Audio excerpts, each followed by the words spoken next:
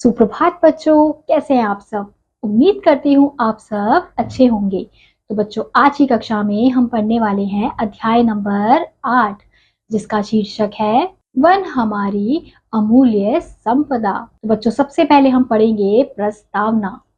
प्रस्तुत पाठ में यह बताया गया है कि वृक्ष हमारे जीवन का आधार है। इनका संरक्षण हमारा कर्तव्य है। हमें वृक्षों को काटना नहीं चाहिए। तो बच्चों, प्रस्तुत पाठ के माध्यम से हमें बताने का प्रयास किया जा रहा है कि जो वृक्ष होते हैं, यानी कि जो पेड़ पौधे होते हैं, वो हमारे जीवन का आधार होते हैं। उन्हीं से हमारा जीवन होता है। तो इनका संरक्षण हमारा कर्तव्य है, यानी कि उनको लगाना, पेड़ों को लगाना और उनकी रक्षा करना हमारे जीवन का कर्तव्य है। और हमें वृक्षों को नहीं काटना चाहिए। तो चलिए अध्याय को शुरू करते हैं। मानव जीवन का अस्तित्व पर्यावरण पर ही निर्भर है। मनुष्य की लगभग सभी बुनियादी आवश्यकताओं की पूर्ति पर्यावरण के विभिन्न घटकों के द्वारा ही होती है। वायु, जल, पेड़, पौधे, मिट्टी आदि सभी पर्यावरण के विभिन्न अंग हैं। पर्यावरण का संरक्षण स्वस्थ और सुखी मानव जीवन के लिए अत्यावश्यक है। तो बच्चों, यहाँ पे हमें क्या बताया जा रहा है कि मानव जीवन का जो अस्तित्व है वो किस पर निर्भर है? हमारे आसपास के पर्यावरण पर ही निर्भर है। मनुष्य की लगभग सभी बुनियादी आवश्यकताओं की पूर्ति कौन करते हैं? पर्यावरण के विभिन्न घटक करते हैं, जैसे वायु, जल, पेड़, पौधे, मिट्टी आदि सभी जो पर्यावरण के घटक है वो हमारे जीवन की पूर्ति करते हैं। पर्यावरण का संरक्षण स्वस्थ और सुखी मानव जीवन के लिए अत्यावश्यक है। यानी कि अगर हमारा पर्यावरण सुरक्षित रहेगा, अच्छा रहेगा, सुखी रहेगा, तो हम भी कैसे रहेंगे? स्वस्थ रहेंगे, सुखी रहेंगे। पर्यावरण के विविध घटकों में वनों का अत्यधिक महत्व है।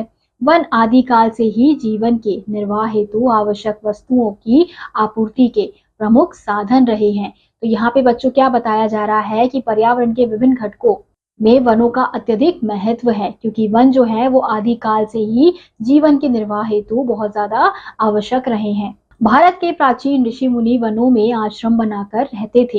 ये आश्रम विद्यार्थियों की शिक्षा के प्रमुख केंद्र थे। उस समय गुरुकुलों की स्थापना वनों में होती थी।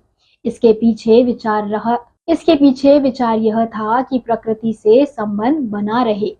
तो यहाँ पे बच्चों हमें बताया जा रहा है कि भारत के प्राचीन जो पुराने ऋषि मुनि होते थे वो वनों में ही क्या करते थे? अपने आश्रम को बना लेते थे और वहीं पर विद्यार्थियों को शिक्षा देते थे। तो इसका मुख्य कारण क्या है बच्चों? कि जो विद्यार्थी है, जो बच्चे हैं, वो इन पर्यावरण के आसपास रहकर ही शिक्षा ग्रहण करें, इनके बारे में जाने। तो इसलिए जो पहले के ऋषि मुनि होते थे, जो बच्चों को पढ़ाते थे, वो गुरुकुलों की स्थापना उन्होंने इसलिए ही की थी ताकि बच्चों को प्रकृति से प्यार रहे, उनके विचारों से उनका संबंध रहे। प्राचीन भारतीय ग्रंथों में वनों की महिमा के अनेक उल्लेख उपलब्ध हैं। अथर्ववेद में वनों को समस्त सुखों का स्रोत कहा गया है। गीता में श्री कृष्ण ने वृक्ष को ईश्वर की विभूति कहकर उसका महत्व स्पष्ट किया है। अग्नि पुराण में वृक्षों को काटने का निषेध किया गया है, क्योंकि वे परिवार की सुख समृद्धि के आधार में। मत्स्य पुराण में एक वृक्ष को 10 पुत्रों के बराबर बताया गया है। अतएव वृक्षों की रक्षा और उनका संवर्धन मानव जीवन की सुख सुविधाओं के लिए परमावश्यक है। वृक्षों को अनावश्यक रूप से काटना अपने पैरों पर कुल्हाड़ी मारना है। तो बच्चों, यहाँ पे क्या बताया जा रहा है कि प्राचीन भारतीय जो ग्रंथ है उनमें वनों की महिमा के अनेक उल्लेख उपलब्ध किए गए हैं। अब जो हमारा अथर्ववेद है, और अथर्ववेद में वनों को समस्त सुखों का स्रोत कहा गया है। और गीता में श्री कृष्ण ने वृक्ष को ईश्वर की विभूति कहकर उसके महत्व को स्पष्ट किया है। और अग्नि पुराण में वृक्षों की कटाई पर निषेध किया गया है, यानी कि रोक लगाई गई है, मना किया गया है, क्योंकि वे परिवार की सुख समृद्धि के लिए बहुत बड़े महत्व रखते हैं, बहुत आधार रखते हैं। और मत्स्य पुराण में एक वृक्ष को 10 पुत्रों के बराबर बताया गया है। अतएव वृक्षों की रक्षा और उनका संवर्धन मानव जीवन की अनावश्यक रूप से काटना अपने पैरों पर कुल्हाड़ी मारना है। यानी कि अगर हम अनावश्यक रूप से पेड़ों की कटाई कर रहे हैं तो वो क्या है? एक प्रकार से हम अपना ही नुकसान कर रहे हैं। वृक्षों के महत्व के संबंध में एक वृद्ध किसान तथा राजा के बीच वार्तालाप का प्रसंग बहुत ही अर्थपूर्ण है। तो हम यहाँ देख सकते हैं, हमें बताया जा रहा है वृक्षों के महत्व के संबंध में एक वृद्ध किसान और एक राजा के बीच जो वार्तालाप हुआ है वो बहुत ही अर्थपूर्ण है। वृद्ध किसान सड़क के किनारे आम का एक पौधा लगा रहा था। वह इतना बूढ़ा और क्षीणकाय था कि उसके हाथ पैर कांप रहे थे। संयोगवश मार्ग से राजा का रथ निकला। उसने वृद्ध को पौधा लगाते देखा तो उसके पास पहुंचकर पूछा, बाबा जी, आप बहुत वृद्ध हो चुके हैं, क्या आप इस वृक्ष के फल खा सकेंगे जो इतनी तन्मयता से यह पौधा लगा रहे हैं? तो वो जो वृद्ध किसान है बच्चों, वो क्या कर रहा होता है, सड़क के किनारे आम के पौधे लगा रहा होता है और वहां से गुजरते हुए एक राजा उसको देख लेते हैं और वो कहते हैं, उससे जाकर पूछते हैं कि आप इतने वृद्ध हो चुके हैं, आप बूढ़े हो चुके हैं, तो आप इस वृक्ष के फल तो खा नहीं पाएंगे, क्योंकि जब तक ये वृक्ष बड़ा होगा, इसमें फल आएंगे, तब तक तो शायद आपकी मृत्यु हो चुकी होगी, तो आप ये पौधा क्यों लगा रहे हैं? वृद्ध ने मुस्कुराते हुए उत्तर दिया, महाराज, जिस पौधे को मेरे बाप दादा ने लगाया था उसके फल मैं खाता रहा हूँ। इसी प्रकार जो पौधे लगा रहा हूँ उनके फल मेरे बेटे बेटियां और पोते पोतियां खाएंगे। पेड़ पौधे तो समाज की धरोहर है, ये हमारी अमूल्य संपदा है। राजा ने प्रसन्न होकर वृद्ध को पुरस्कार दिया और सम्मानित किया। तो वो जो वृद्ध है वो मुस्कुराते हुए राजा को क्या उत्तर देता है बच्चों कि महाराज, जिस पौधे को मेरे माँ बाप ने मेरी लगाया था उसके फल जो मैं खाता था, और अब जो मैं पौधे लगा रहा हूँ उसके फल कौन खाएंगे? मेरे बेटा बेटियां खाएंगे और मेरे पोता पोतियां खाएंगे। और पेड़ जो होते हैं, पेड़ पौधे क्या होते हैं? समाज के धरोहर होते हैं, तो ये हमारे लिए बहुत ही अमूल्य संपदा होते हैं। राजा ने प्रसन्न होकर उसकी बातों को खुश होकर क्या किया? उस वृद्ध को पुरस्कार दिया और उसे सम्मानित भी किया। वृद्ध किसान का कथन पूर्णतः सत्य था। वन तथा पेड़ पौधे संपूर्ण मानव जाति के लिए धरोहर है। हजारों वर्ष से मनुष्य की एक पीढ़ी इन्हें अगली पीढ़ी को सौंपती आई है। अतः वर्तमान पीढ़ी का यह कर्तव्य है कि वह आने वाली पीढ़ियों के लिए अधिकाधिक संख्या में वृक्षारोपण करे। तो यहाँ पे बच्चों क्या बोला जा रहा है कि वृद्ध किसान का जो ये कथन था वो बिल्कुल सच था, बिल्कुल सत्य था। वन तथा पेड़ जो होते हैं वो संपूर्ण मानव की जाति की धरोहर होते हैं और हजारों वर्षों से मनुष्य की एक पीढ़ी इन्हें अगली पीढ़ी के लिए सौंपती आई है। यानी कि आज हम जो पेड़ लगाएंगे वो शायद हमारी आने वाली पीढ़ियों के लिए अच्छा होगा, सुखमय होगा। तो अतः वर्तमान पीढ़ी का यह कर्तव्य है कि वह आने वाली पीढ़ियों के लिए अधिकाधिक संख्या में वृक्षारोपण करे। यानी कि हमारा क्या कर्तव्य है बच्चों?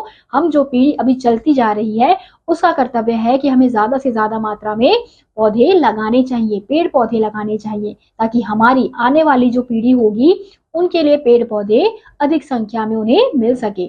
हमारे अनेक प्राचीन ग्रंथों में वृक्षों को मनुष्य के पुत्रों के समान बताया गया है।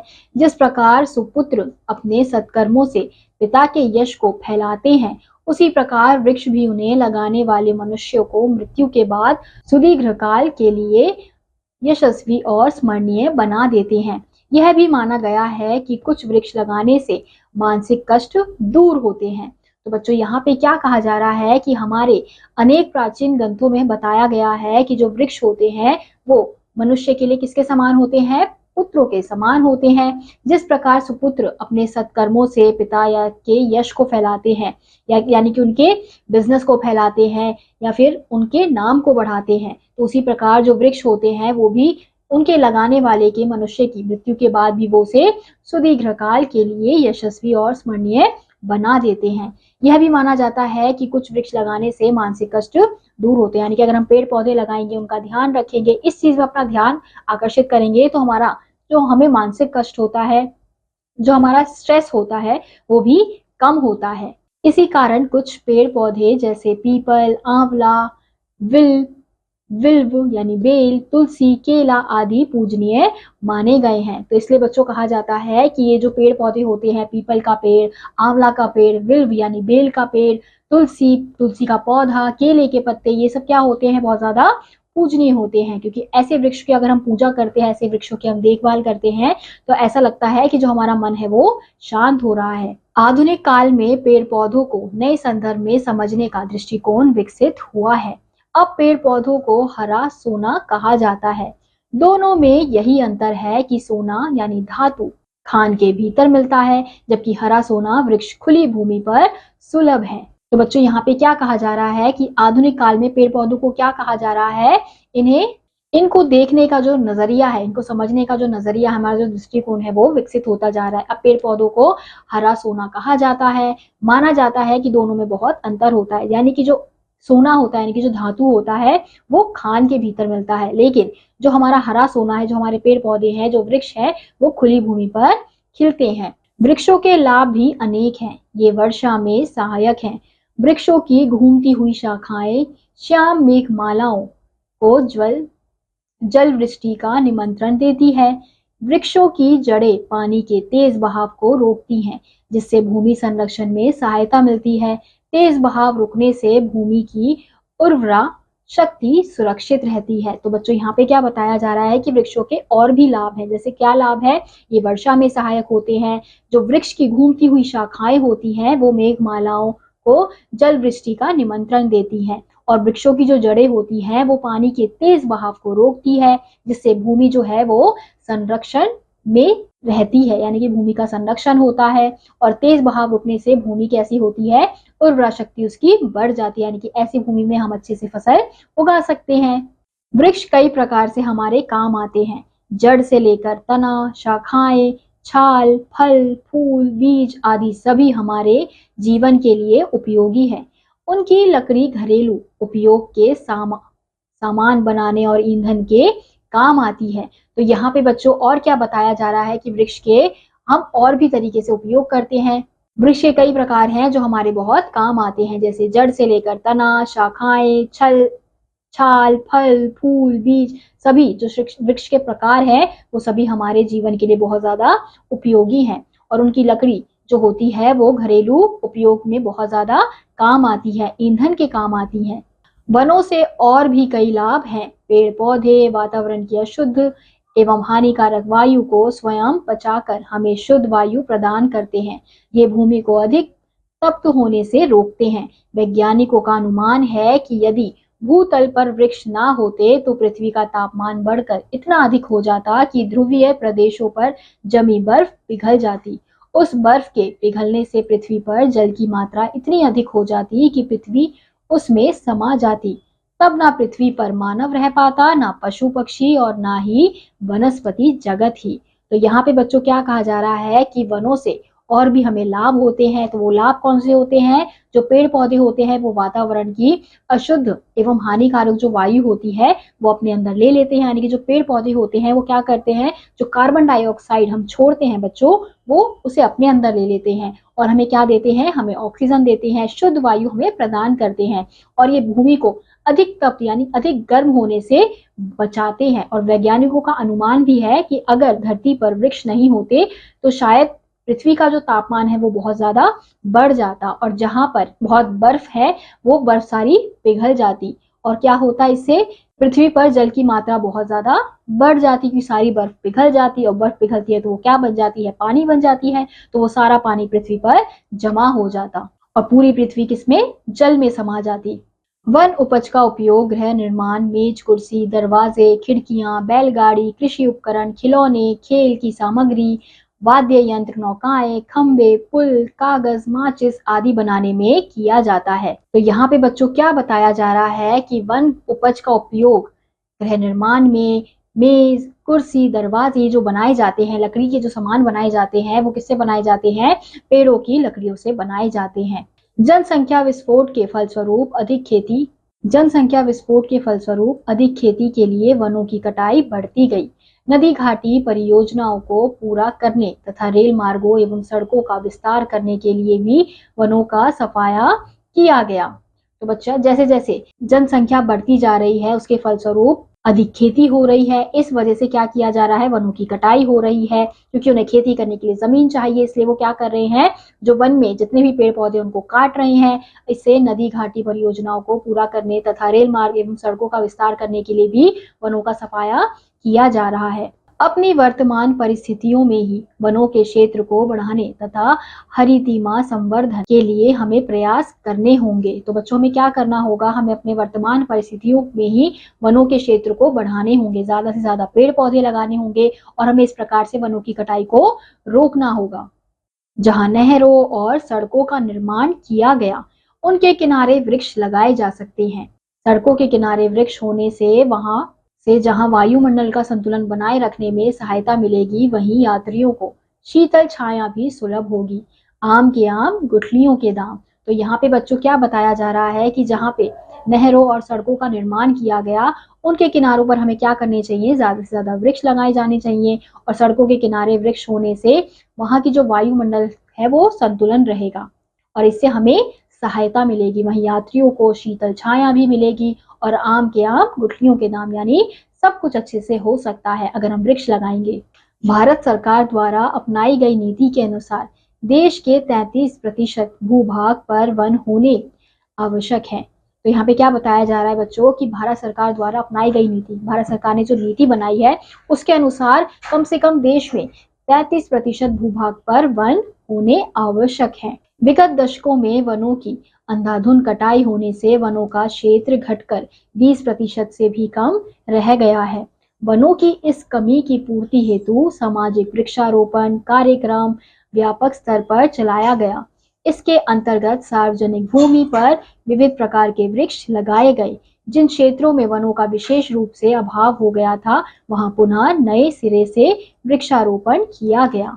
तो यहाँ पे बच्चों बताया जा रहा है कि किस प्रकार से अब जो सरकार ने नीति अपनाई थी उसके आधार पर सामाजिक वृक्षारोपण कार्यक्रम व्यापक स्तर पर चलाया गया और इसके अंतर्गत सार्वजनिक भूमि पर विविध प्रकार के वृक्ष लगाए गए। जिन क्षेत्रों में वनों का विशेष रूप से अभाव था, वहां पर ज्यादा से ज्यादा वृक्षारोपण किया गया। देश में वन क्षेत्र के विस्तार को दृष्टि में रखते हुए विभिन्न पंचवर्षीय योजनाओं में वन विस्तार को स्थान दिया जाता है। सामाजिक वानिका संपूर्ण देश में वृक्षारोपण का व्यापक कार्यक्रम है। इस कार्यक्रम के अंतर्गत कृषकों के खेतों की मेड़ों तथा निकट की खाली भूमि में वृक्ष लगाने के लिए सरकार द्वारा पौधे उपलब्ध कराए जाते हैं। इसके अतिरिक्त एक बच्चा एक पेड़ कार्यक्रम के अंतर्गत बच्चों को फलदार वृक्ष लगाने के लिए प्रोत्साहित किया जाता है। तो बच्चों क्या किया जाता है कि एक बच्चा एक पेड़, इस प्रकार के कार्यक्रम के द्वारा हर एक बच्चे से एक एक पेड़ लगवाया जाता है। विद्यालयों में भी इस प्रकार का कार्यक्रम किया जाता है। सामाजिक वानिकी कार्यक्रम की सफलता को सुनिश्चित करने के उद्देश्य से प्रत्येक विकास खंड में प्राय 2 हेक्टेयर भूमि में पौधशाला की व्यवस्था की गई है। इन पौधशालाओं के लिए वन विभाग द्वारा विविध प्रकार की पौध तैयार की जाती है। इस कार्यक्रम से अधिकाधिक क्षेत्रों को लाभान्वित करने के लिए गांवों और नगरों के निवासियों के परामर्श से पौधे के रोपण क्षेत्रों का चयन एवं निर्धारण किया जाता है। इन रोपण क्षेत्रों में खेतों की मेड़ों की भूमि को भी सम्मिलित किया गया है। वृक्ष हमारे जीवन को सुखी और सुविधापूर्ण बनाने में अत्यधिक सहायक है।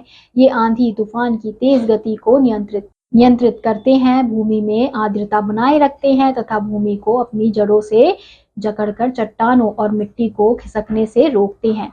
इनकी कमी होने पर वर्षा कहीं अधिक और कहीं कम होने लगती है और बाढ़ आने का खतरा बन सकता है। वनों तथा परिवेश के हरे भरे पेड़ पौधों का सर्वाधिक महत्वपूर्ण कार्य प्रदूषण को रोककर वायुमंडल में संतुलन बनाए रखना है। ये वातावरण में विद्यमान धूल कणों को कम करते हैं तथा पर्यावरण को स्वच्छ बनाए रखने में सहायक है। अतः वनों की अमूल्य संपदा का अधिकाधिक लाभ उठाने, पर्यावरण को प्रदूषित होने से बचाने तथा मानव जीवन को सुखी और आनंदपूर्ण बनाने के उद्देश्य से वनों के संरक्षण और वृक्षारोपण द्वारा हरितिमा संवर्धन अति आवश्यक है। इसी में मानव जीवन की सुख समृद्धि निहित है। तो बच्चों इस पाठ में बताया गया है कि जो वृक्ष होते हैं, जो पेड़ पौधे होते हैं, जो हमारा पर्यावरण है, पर्यावरण के जितने भी घटक हैं, हमें उसके संरक्षण के लिए क्या क्या करना चाहिए। पेड़ पौधों के बचाव के लिए हमें बहुत कुछ करना चाहिए, क्योंकि अगर पेड़ पौधे हमारे पृथ्वी पर नहीं होंगे तो पृथ्वी को बहुत ज्यादा नुकसान पहुंच सकता है। तो इसलिए हमें क्या करना चाहिए, ज्यादा से ज्यादा पेड़ पौधे लगाने चाहिए, वनों की कटाई पर रोक लगानी चाहिए। तो इसी के साथ आज का यह अध्याय यही समाप्त होता है। उम्मीद करती हूँ आपको यह अध्याय समझ आया होगा।